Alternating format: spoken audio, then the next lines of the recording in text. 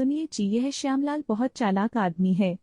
पिछले हफ्ते मैंने उसे हमारी गाय के पास कुछ अजीब हरकतें करते देखा था। अरे सीता, तुम बेकार की चिंता मत करो। श्यामलाल मेरा पड़ोसी ही नहीं, पुराना दोस्त भी है। मुझे उस पर भरोसा नहीं है।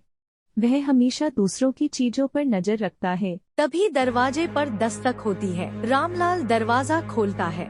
बाहर श्यामलाल खड़ा है। तभी श्यामलाल मुस्कुराते हुए बोलता है, अरे भाई रामलाल, खेत पर जा रहे हो क्या? तुम्हारी फसल तो इस बार बहुत अच्छी हुई है। हाँ भाई श्यामलाल, भगवान की दया से इस बार बहुत अनाज होगा। श्यामलाल के चेहरे पर जलन साफ नजर आती है। वह मन ही मन कुछ सोचता है। एक दिन श्यामलाल अपने खेत में खड़ा होकर रामलाल के खेत की ओर लालच से देखता है। श्यामलाल मन ही मन में सोचता है कि अगर यह फसल मेरी होती तो मैं बहुत अमीर बन जाता। लेकिन चिंता मत कर श्यामलाल, तुम्हारा दिमाग किसी से कम नहीं है।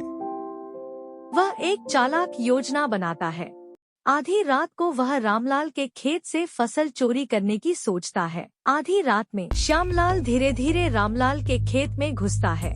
हाथ में एक बड़ी बोरी लिए हुए वह गेहूं काट कर उसमें भरने लगता है। तभी अचानक कुत्ते भौंकने लगते हैं और तभी रामलाल नींद में उठता है और बोलता है, अरे कौन है वहाँ? रामलाल एक जलती हुई मशाल लेकर खेत की ओर दौड़ता है और वह श्यामलाल डर के मारे बोरी छोड़कर भाग जाता है। लेकिन भागते समय उसका चप्पल खेत में रह जाता है।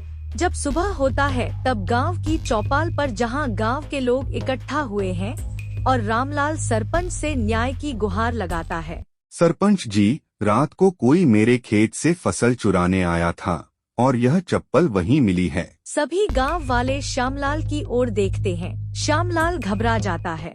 नहीं नहीं, यह मेरी नहीं है। तभी एक गांव वाला बोलता है, सरपंच जी, मैंने यह चप्पल कई बार श्यामलाल के पैरों में देखी है। तभी श्यामलाल की चोरी पकड़ ली जाती है। सरपंच उसे दंड देने का निर्णय लेते हैं। श्यामलाल, तुम्हें अपने लालच का दंड भुगतना होगा। तुम्हें रामलाल को उसकी फसल का दुगुना देना होगा और पूरे गांव के सामने क्षमा मांगनी होगी। श्यामलाल सिर झुका लेता है और माफी मांगता है। उसके लालच का अंत हो जाता है। देखा, मैंने कहा था ना कि श्यामलाल पर भरोसा मत करो। हाँ सीता, अब समझ आया कि लालच हमेशा बुरा ही होता है।